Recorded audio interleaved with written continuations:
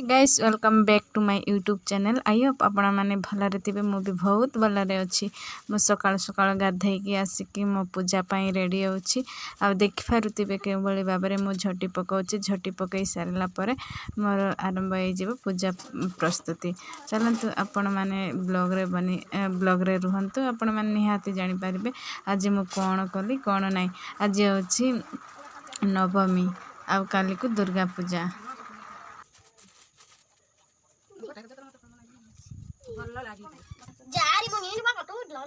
ଏବେ ଗା ବୋଲେ ଗୋଟେ ରାଉଣ୍ଡ ମାରି କରି ଆଇବି।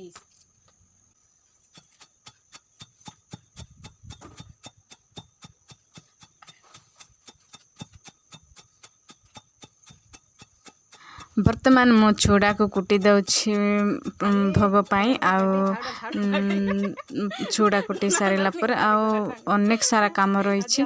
आपण माने ब्लॉग को कंटिन्यू न कले किछि भी जानि पारिबे नै। जदि आपण माने सब प्रस्तुति जानिबा को चाहउचंती ताले निहाती कमेंट निहाती वीडियो रे आपण माने रुहंतु। बापू के मख नानी नानेला आज मख नानी घरे नानी आंदेला ओदी तोर बाबा आंदेला माता रेला एबे कोना सोइला मी ओदी तोर बाबा आंदेला नानी मख नानी आंदेला बापू के नानेला रा बदी श्री कर दिरो काय आनी के संग दे बाबा पिला कोन आज तो पूजा करू पकान के आ जाओ काली के आई बिसरे पूजा करिबे जा जा ओले कोन ई बात जा एबे कोन जाय चले रे रा ना डगरे के मन नाय सुनाई कोनी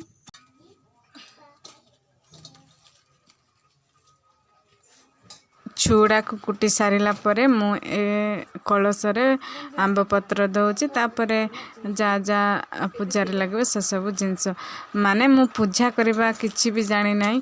आ जदी भूल बाल तो होउथिबो काहे कि ना फर्स्ट टाइम पूजा करूची माने सिखुची। मते पूजा पाठ करबा को बहुत ही भल लागे। सेति पई मु जणे जणे पूजा पाठ करूची आज।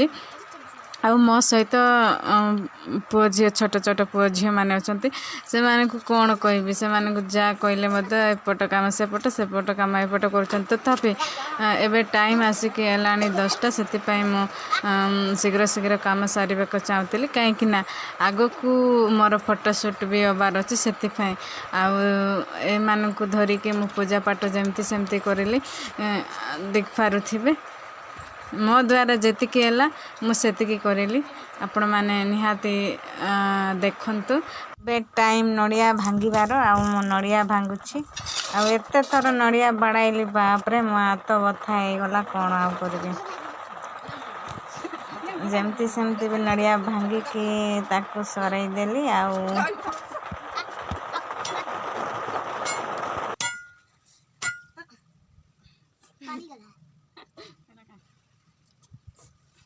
पानी गुलान के सिंदूर लगा जा बता बोल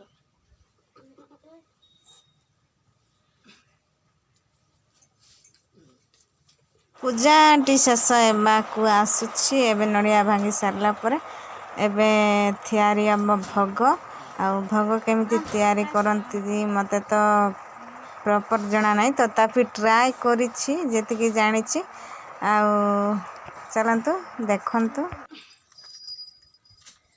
सॉरी आरती आरती हम हेबे देख पारे आरती पाई मु निया लगे दउछि आ समस्त को मु आरती दे देबी आ मो भी आरती नेबी आ भगवान को आरती देबी। आरती दे सारिला परे आमे जाए भोग प्रस्तुति करिबा।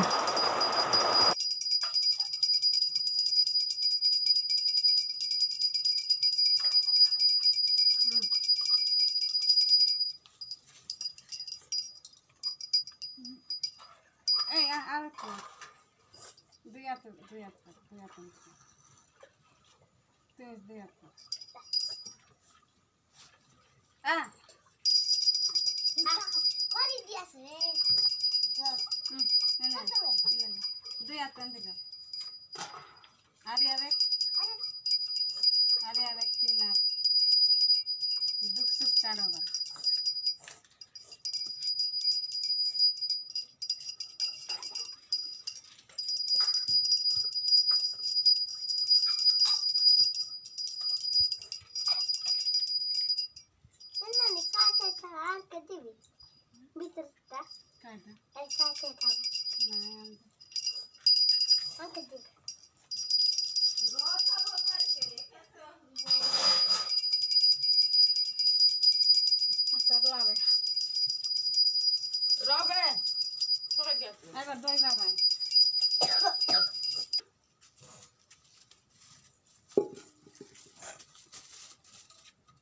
ଆଳତି ଦେଇ ସାରିଲା ପରେ ମୁଁ ଏବେ ଭୋଗ ପ୍ରସ୍ତୁତି କରିବି। ସେଥିପାଇଁ ମୁଁ ନେଇଛି ଫଳମୂଳ ଆଉ ସବୁକୁ କାଟି ଧୋଇ ଦେଇକି କାଟି କୁଟା କରିକି ଆମେ ଚୁଡ଼ା ଘଷାରେ ତାକୁ ଦବା।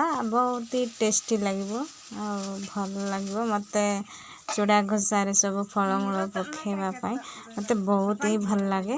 ଖାଇବା ପାଇଁ ମଧ୍ୟ ଆପଣମାନଙ୍କୁ କେମିତି ଲାଗେ ନିହାତି କମେଣ୍ଟ ମାଧ୍ୟମରେ କହିବେ।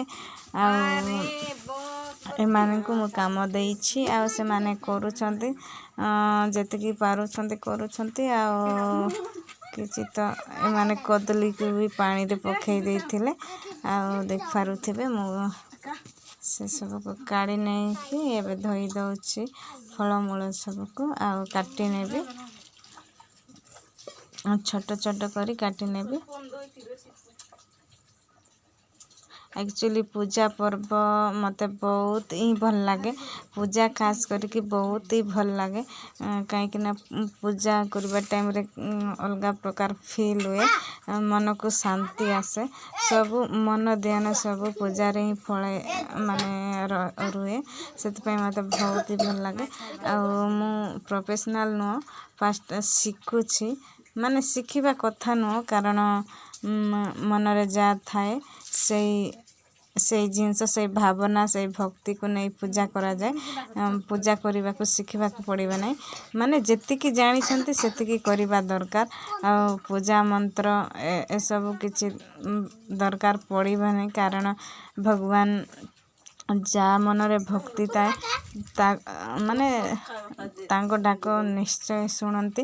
ଆଉ ଏତିକି ମୁଁ ବିଶ୍ୱାସ କରେ। ମୁଁ ଆକ୍ଚୁଆଲି ମୋତେ ମନ୍ତ୍ରତନ୍ତ୍ର କିଛି ବି ଜଣା ନାହିଁ, ତଥାପି ଜାଣିଥିଲେ କି ଜାଣିନଥିଲେ ମଧ୍ୟ ପୂଜାଟା ମନରୁ ଆସିବା ଦରକାର।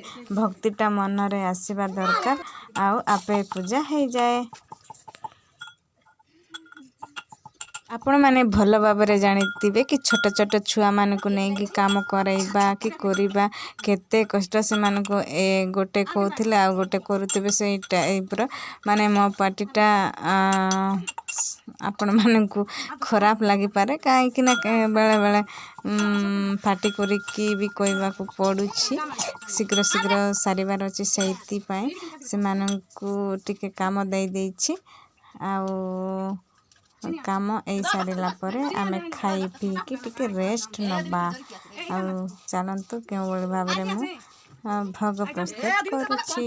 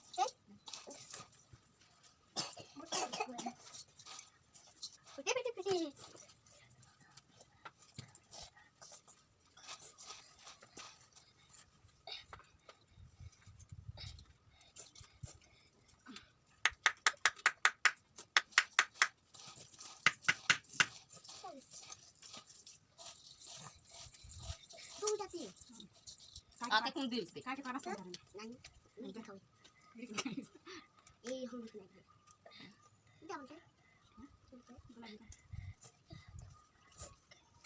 पकड़ा बोलते से इति नहीं कैसे रो तो नहीं दस ना ना नहीं पारी मुठिया का नडिया नहीं ଏବେ ଆମେ ନଡ଼ିଆକୁ କାଟି ନେବା। ଆଉ ଦେଖିପାରୁଥିବେ ମୁଁ ନଡ଼ିଆକୁ ଛୋଟ ଛୋଟ କରି କାଟି ଦେଉଛି।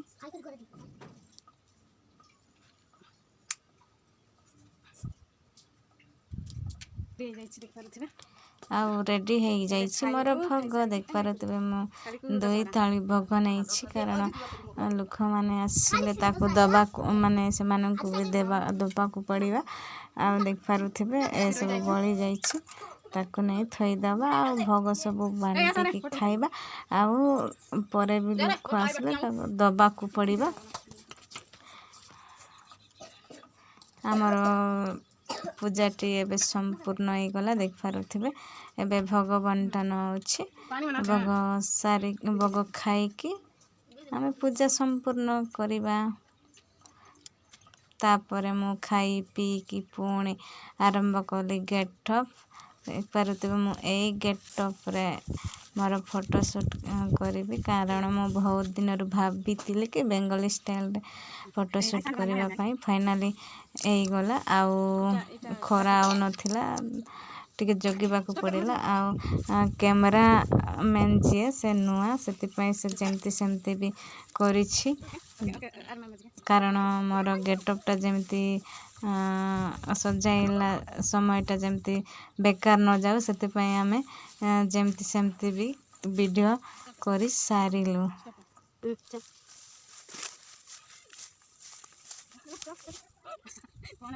ଆକ୍ଚୁଆଲି ମୋତେ ପଜ୍ ଦେବାକୁ ଜଣା ନଥିଲା, ସେଥିପାଇଁ ଆମେ ଯେତିକି ଜାଣିଲୁ ସେତିକି ହିଁ କରିଛୁ। ଆଉ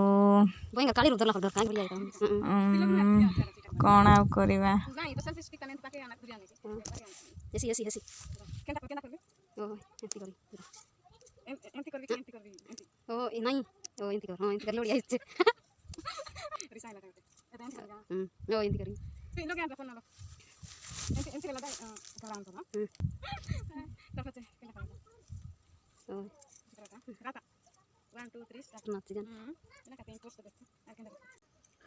ତ ସାଙ୍ଗମାନେ ଆଜିର ଭିଡ଼ିଓଟି ଏତିକି। ମୁଁ ଭିଡ଼ିଓ କରି ସାରିକି ଫଟୋ ଉଠାଇ ସାରିକି ଆସି ପହଞ୍ଚି ଯାଇଛି ଘରକୁ। ଆଉ ଏବେ ସବୁ ଅଳଙ୍କାର ସବୁ କଢ଼ା ହେଉଛି।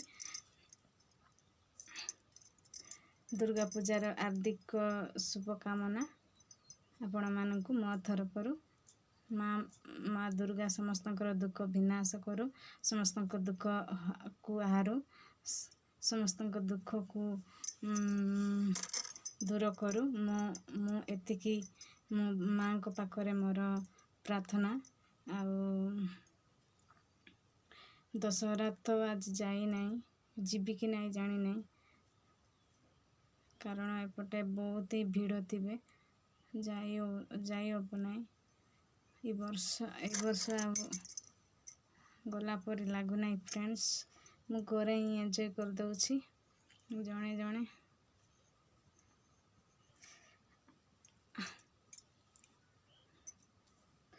ଆଉ ଭିଡ଼ିଓ ଏତିକି କିଛି ନାହିଁ। ଆଉ ଆପଣମାନଙ୍କୁ ଭିଡ଼ିଓଟି କେମିତି ଲାଗିଲା ନିହାତି କହିବେ।